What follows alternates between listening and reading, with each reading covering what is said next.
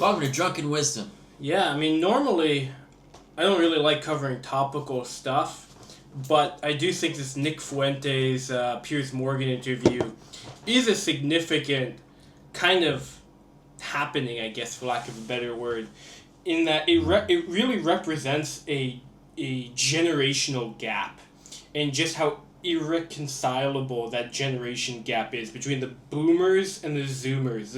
I'm going to borrow academic agents terminology here, but the boomer truth regime, as he dubs it, is starting to collapse, and it's the zoomers who are destroying it. And I do think that's what's significant about the Gen Z generation is it's not millennials. I mean, millennials are not the ones to tear down the system. They're not ones to be any arbiters of significant change. And I think that's why, if you just look into like memetics a bit, why the original boomer meme stemmed from that 30-year-old boomer. This is back in 2017. It was referring to millennials. It was basically that original boomer meme was a meme talking about how millennials are becoming just like their boomer parents, and in many ways they are, and they're an unrevolutionary generation.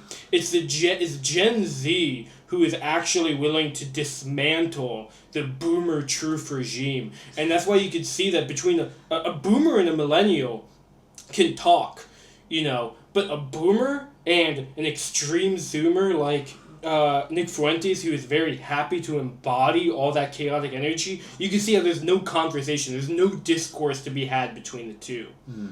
That's actually very, very true, because I feel like the millennials are like, we were let down by the boomers. We're disappointed. Like, you need to understand that we are actually working, and we have the ability to do something interesting, but you guys are just blaming us anyway. And the boomers like, fuck your generation, you guys are all lazy. Where I think it's, Generation Z and people like below the age of like 28, 27 are like, we're done. We're not even going to talk to you guys. We don't even care.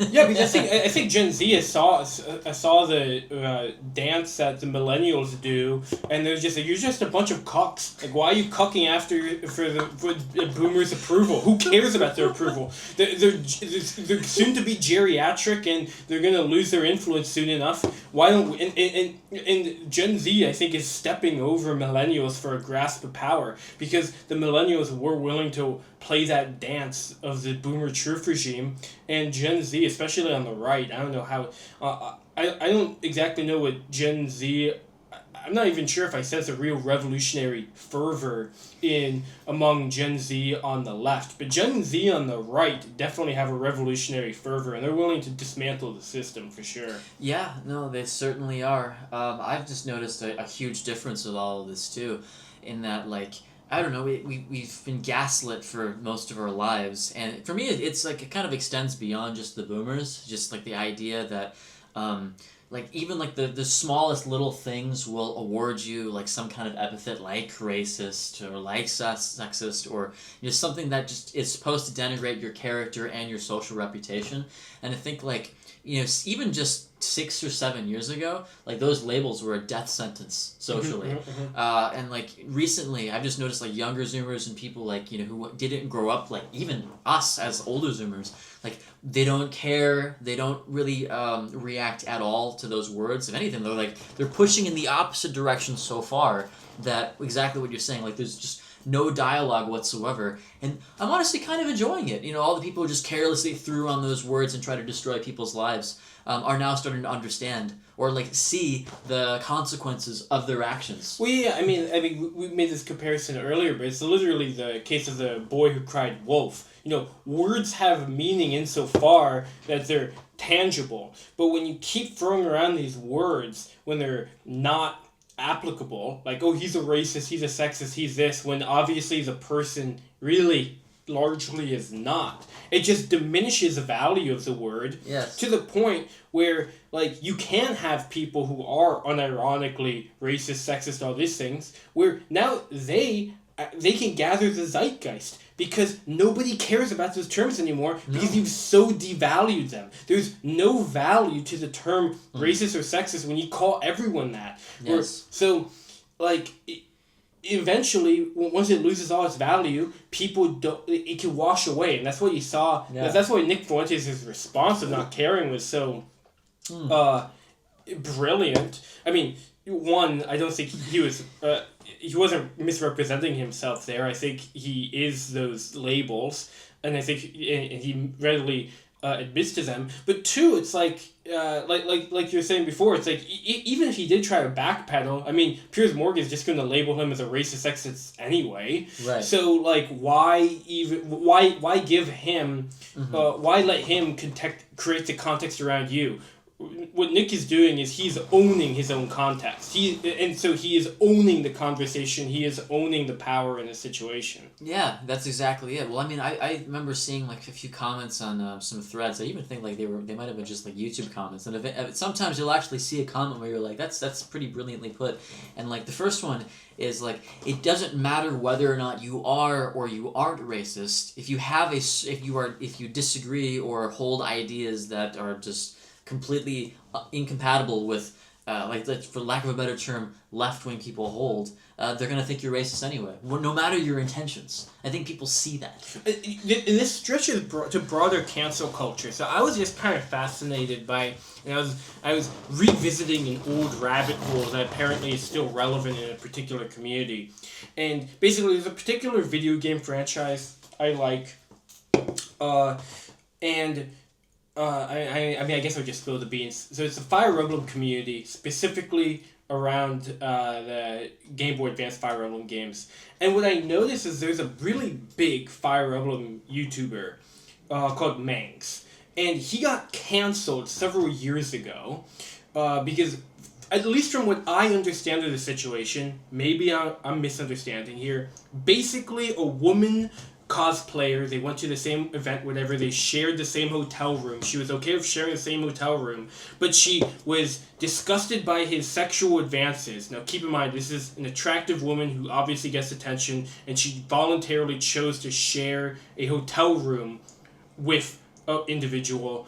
And I don't know if it was a 1 or 2 bedroom situation, but for all I know, it was a 1 bedroom situation. And she was upset that he made sexual advances to her, and then like she uses this as fodder to cancel him. And basically, this is creating an interesting situation in that community where like this happened several years ago, like 3 or 4 years ago, and Mangs is doing great.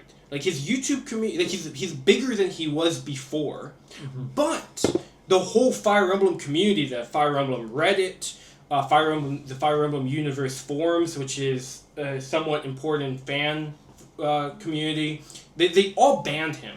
Like the whole community that are more left wing, which places like Reddit and whatever the mods and the owners of that place dominate, they all banned him. But like he's bigger than he ever was before, and it's interesting. You have this interesting split in that Fire Emblem community where basically people who just care about the game and don't care about politics, or people who are slightly right wing gravitate to Mangs, and all the leftists like they stick to the traditional communities, but like you see the momentum is being held by Mangs. And again, Mangs is not a right-wing person by any means, but it's just that because he was canceled one time for a situation that I think was proven to be kind of unjustifiable. Like again, like some street smarts here. Yeah. Like if a woman is volunteering to share a hotel room with you, it's kind of her usually it's a woman signaling that she's okay with some advance, and like he didn't like rape her or anything. It wasn't, there's nothing forced that happened. He just made advances to her, and she was uncomfortable by this apparently, and she used this as fuel to basically get more fame for herself. A lot of these people they're asking for it. They want the tension. Like they subconsciously just like they're actively searching for it. And you remind me of what happened to me 7 years ago and how this all started, because again I can't help but remember this little post on Facebook that my ex-girlfriend happened to see 7 years ago. And there was this black girl who was in the fashion community with her, and she said something to the effect of like, I'm tired of seeing all of these white women in the Lolita community. Fuck your pale aesthetic. She said that, and my ex-girlfriend commented something really milquetoast, not interesting at all. Just like, hey, we shouldn't be focusing so much on skin color, but rather like who we are as people, or some like offshoot of MLK, Yeah. and that just completely exploded her into this controversy that like everyone in the Lolita community on the internet saw it and was making fun of her because like, oh, I can't believe this white girl would say this racist shit about this black girl. It's like, no, dude, she's simply saying like, hey, you know, like we're trying to be we're trying not to think about that and treat everybody equally at the very least, and that somehow was treated as very racist at the time. And like I look at it 7 years ago, like nobody would give a shit today. Nobody would care at all, and yet that like created this whole scandal where she like had to not end her career, but it created complications. People were showing up in my DMs. Look, I'm getting a little passionate about this, but it's great to see that I don't think that would happen anymore. I think everyone would laugh. Yeah, it's definitely shifting, you know, and like I mean, it kind of connects a little bit, like the situation of Mangs. I mean, like he got blacklisted by the whole Fire Emblem community, but because his YouTube channel is so big, he himself is his own Fire Emblem community now, and he's grown. Yeah. He's bigger than he was before the cancellation. Like the cancellation is not doing damage to him. People are sick and tired. Basically, I think it reflects the fact, and this ties into Nick Fuentes' thing of just owning being called a racist and a sexist, is people just don't care anymore. The meaning of the word has lost value because people have weaponized the term. They don't actually care about this stuff, and people are sick and tired of this stuff being used as a weapon to threaten people with. Pretty much, yeah. And it's like, I mean, it's been borderline 14 years of this shit? I don't even really know when you say it started, like, getting serious. Let's just say around 2010 is when, like, soft versions of it, like, it started emerging, and then, like, it really hit, like, a peak during the mid-2000s. Mid-2010s, you mean? Yeah, that's exactly what yeah, sorry, mid-2010s, mid-2010s. And then I think already, because you already saw influence of Nick Fuentes and stuff starting, like, 2020s. I think 2020s it was starting to soften, but, like, now in the mid-2020s, like, I mean, there's just... obviously, if you're on the left-wing side of stuff, this is a big issue. Like, you can't get away with saying stuff like this if you subscribe to the more left-wing dominated communities, but the fact that there's a significant community of people that's split off from that now, that's the significant part. Like, there are a lot of people that just don't care. They don't want anything to do with that other side anymore. Yeah, no, I don't think anybody on our side really cares at all anymore. It's like all the words have lost meaning, and people just want to move on with their lives and make like silly little jokes without being lectured about it by some Karen, whether it be on the internet or your local neighbor. And I'm here for it 100%. I mean, the thing with Nick Fuentes particularly that I like is not even about him, but it's because his popularity means that people are going to be more comfortable speaking out against the bullies, against the speech policing folks who think that they can dominate pop culture. And I think with like a voice like that, it's not necessarily that I agree with everything that Nick says, but at the very least, like, wow, I mean, if he's got some serious balls. It seems like you have something to say. No, I mean, like, I think that's an important caveat to add is, like, I don't think neither of us would classify ourselves as Nick Fuentes fans. No. I certainly wouldn't classify myself as a fan.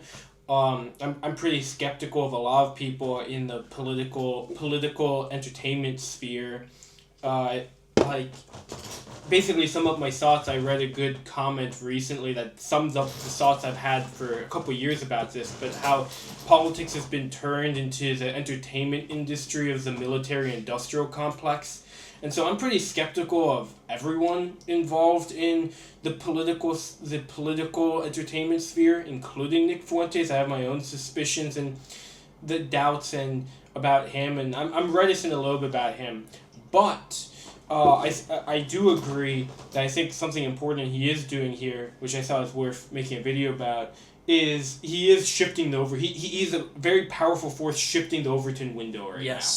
Yes, I mean, he's shifting the Overton window in a way that, like, I don't know, it feels like we, very soon we can make jokes like it's like 1995 again or something. You know, I don't have to worry about that bullshit. I mean, that's a very like superficial issue to focus on. Yeah, But it's just. And I mean, let's just look at the flip side here. Yes. So I mean, we're kind of celebrating the fact that like yes, Gen Z is fighting back and seeming to be claiming some territory against the boomers. Yes. But part of the problem is this is also reflective of a potentially big problem. Yes. Is that there's no conversation to be had between the generations of at least certain political leanings. You know, the right-wing Zoomers and right-wing, pro-Israel, neocon conservative boomers. There's no conversation to be had between them. And furthermore, there's no conversation to be had between the... there's increasingly less common ground in conversation to be had between the left and the right. And when you have such polarization, that is rife fuel for genuine conflict. And so things could potentially get very bloody in the long run. I mean, like when people can't talk to each other, their next resort is violence. So it's not, yes, it's nice to pat ourselves on the back a little bit and be like, yes, the culture is shifting in a way perhaps we're happy with. But that shift could also be reflective of something very dangerous down the road. Yeah, very fair enough. You are one to always mention that there are maybe short-term benefits, but also long-term consequences, and I totally am willing to admit that. But I definitely think that it's easy to talk about this across the Pacific Ocean. Oh yeah. I mean, it is easier to when you have a bird's eye view in a sense. Yes. When you're not there yourself. I don't miss it. I really don't miss it. But it is nice to see that people back home are sick of it, and they're actually there's some shift in the Overton window that can make me think, hey, I'm proud of the people who felt the same way I did when I was living there, for not giving up and continuing to, participate in the battlefield of ideas. Yeah. But alright, yeah, I think that's about all. Yeah, so I mean, if we're going to wrap things up here, if you remember that old PewDiePie meme, like subscribe to PewDiePie, well, let's change that a bit. Subscribe to Mangs. Subscribe to Mangs. And otherwise, Scrotly Motley.